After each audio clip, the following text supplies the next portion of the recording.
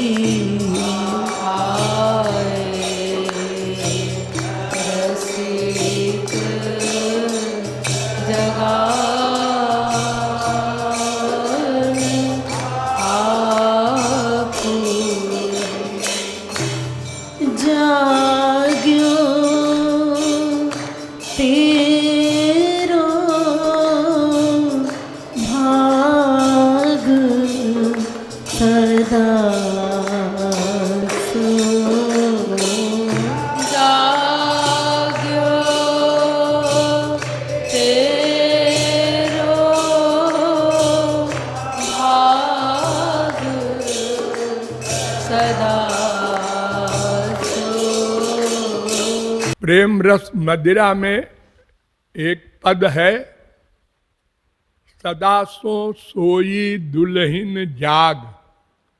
मेरा गला गड़बड़ है, आप लोग देख रहे हैं, संक्षेप में समझ लीजिए।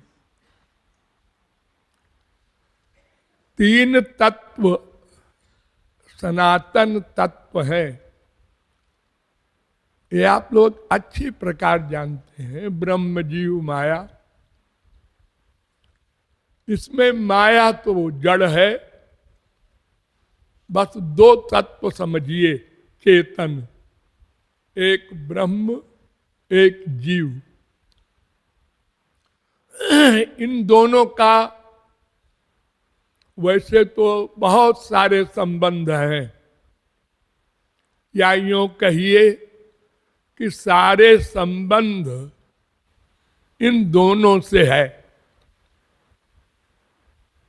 माँ बाप, बेटा, स्त्री, पति, जो कुछ भी है, धन संपत्ति। आप लोग श्लोक बोलते हैं ना, त्वमेव सर्वम मम देव देव, मोरे सबई एक तुम स्वामी। क्योंकि और कोई है ही नहीं।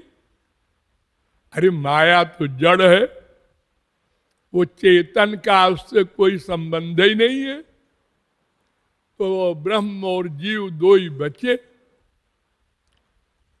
इनके संबंध को ही तो हमने अनादिकाल से अब तक समझा नहीं। अगर समझ लेते तो अज्ञान ही चला जाता और हम मुक्त हो जाते। हमने गलती ये की कि आपस में ही रिश्ता मान लिया जीव जीव का। जीव जीव का कोई संबंध नहीं होता। क्यों? इसलिए कि सब जीव अनादिकाल से मायाबद्ध है और सबका अपना अपना अलग कर्म है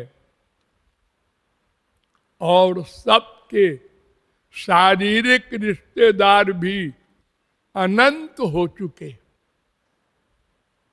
तो कैसा रिश्ता? अगर कोई सफर में 1 घंटे को जहाज में बैठ जाए तो वो रिश्तेदार नहीं कहलाता। थोड़ी देर को बैठ गया, आपस में बातचीत हो रही है, बस हो गया, अपना स्टेशन आया, उतर गए। तो ये जीव ब्रह्म का और ब्रह्म जीव का सब कुछ है, लेकिन फल सब उल्टा है। जैसे ब्रह्म सच्चिदानंद है,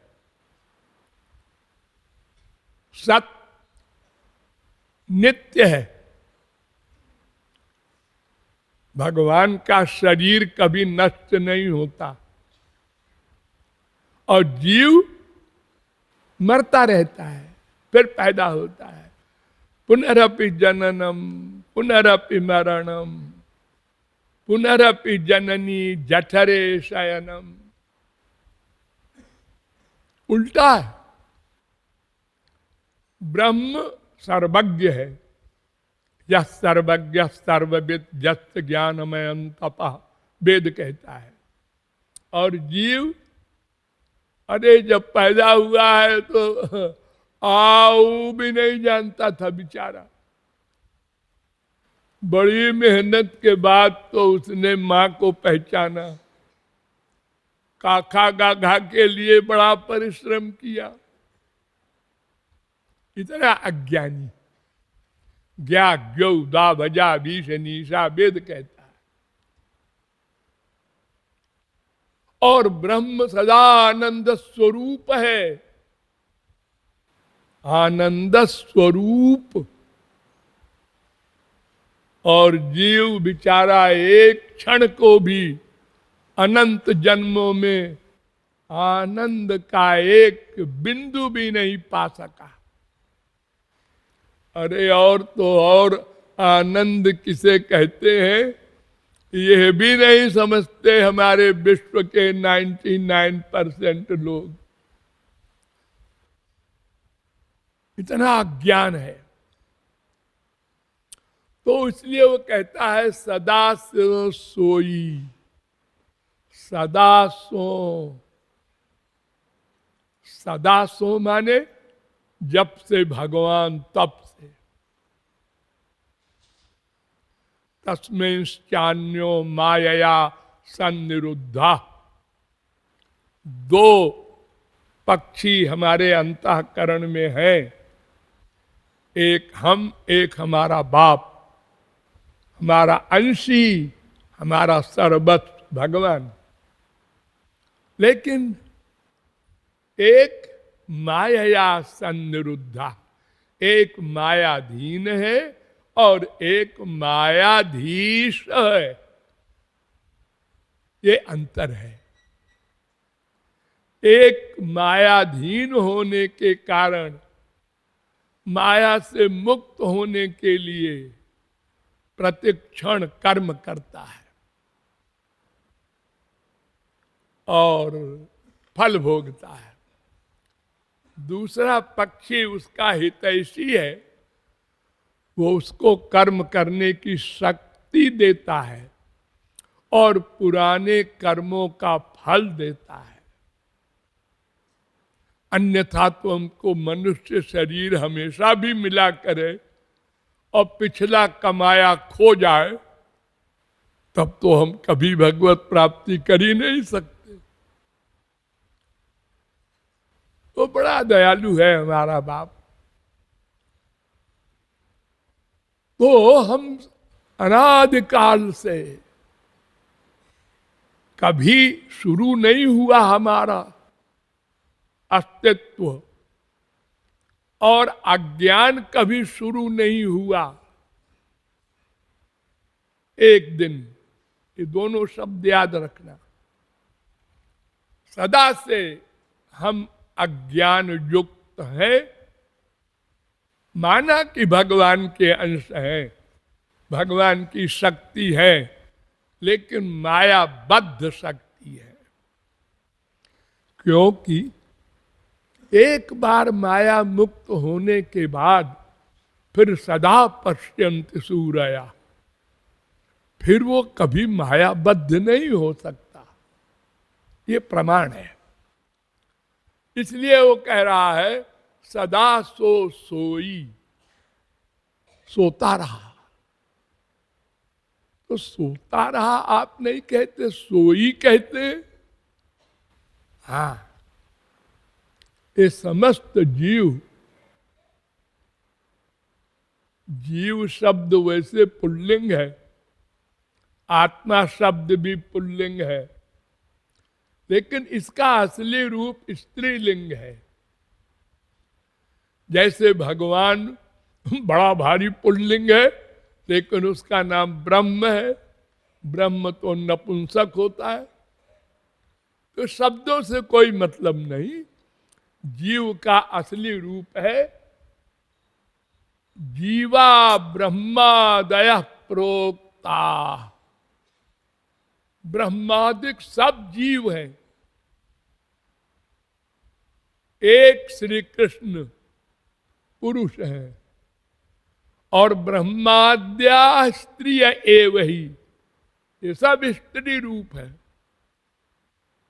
ये शरीर हमको कभी पुरुष का मिल गया, कभी स्त्री का मिल गया, कभी जड़ कभी चेतन, ये तो शरीर है। हमारा असली ओरिजिनल रूप है, हम स्त्री रूप है, और हमारे प्रियतम या सर्वस्व भगवान श्री कृष्ण है। इसलिए कह रहा है सदा सोई दुल्हन जाग। कोई स्त्री अगर संसारी सुख चाहती है, संसारी कामना को शांत करना चाहती है, तो जागना पड़ेगा और पति से प्यार करना पड़ेगा। जैसे फिजिकल प्यार होता है, ऐसे ये जो माया के अधीन अनादिकाल से मोह निद्रा में सो रहा है जीव, इसको इस नींद से उठना पड़ेगा और ब्रह्म का आलिंगन, ब्रह्म का मिलन करना पड़ेगा। तो कैसे जागे? अरे वो हमको सुलाने वाली जो माया है, वो तो चढ़ी है खोपड़ी पर, जागने नहीं देती। हाँ, तो आगे कहता है आए रसिक जगावन, संत आए हैं। वो तेरी सहेली है, लेकिन तुम्हारे पति ने भेजा है, तो उसको बिचारी को जगा दो, वो मुझको प्राप्त करके दिव्यानंद प्राप्त कर ले। रसिकों ने जगाया, लेकिन जैसे कोई बहुत पी लेता है शराब और कहीं गटर में कहीं सड़क पे पड़ा है, और कोई जगाता है और कहता है अरे तुम यहां कहाँ, अपने कोठी में जाओ। वो कहता है कोठी में तो है, नहीं जागता। अरे जगाओ, बोलो मत, बड़ी मजा आ रही है। वो नशे में ऐसे ही बोलता है। ऐसे ही हम लोगों का हाल है। रसिक लोग जगाते हैं, संत लोग आते हैं, हमारी गालियां खाते हैं, हम उनके ऊपर दुर्भावना करते हैं, फिर भी वो हमसे प्यार करते हैं, बार बार समझाते हैं और समझ में भी आता है और फिर सो जाते हैं। ऐसे छोटे बच्चे होते हैं, उनको माँ जगाती है, करके बैठते हैं और माँ उधर गई फिर सो गए। संत चला गया, जब तक सत्संग मिल रहा था, मन भगवान की ओर जा रहा था, संसार के बारे में जो जो समझाया था वो भी समझ में आ रहा था, वो उधर गया, फिर मम्मी पापा बीबी पति बेटा बेटी सबने खींच लिया, फिर वहीं पहुंच गया। अब वो संत दिन रात तुम्हारी खोपड़ी पर कहां बैठा रहेगा? वो जगा के चला गया, औरों को जगाएगा। अब अगर कोई सचमुच तत्व ज्ञान को बार बार सोच के कि जागना चाहिए, जागना चाहिए, स्कूल जाना है, पढ़ना है, भविष्य बनाना है, ऐसा सोच करके अगर कोई जाग जाता है, नींद के सुख को छोड़ देता है, यानी संसार का जो इंद्रियों का सुख है, जिसमें हम भूले हुए हैं भगवान को, वो समझ लेता है ये सब क्षणिक है, थोड़ी देर का है, ये सुख नहीं है, हम तो आत्मा है, हमारा सुख तो परमात्मा में है। ये बात जब बार बार वो रियलाइज करता है, तो रसिक के अनुसार चल करके, गुरु आज्ञा के अनुसार साधना करके, अंतःकरण शुद्ध करके और फिर भगवत प्राप्ति करके और सदा को सुहागन हो जाता है।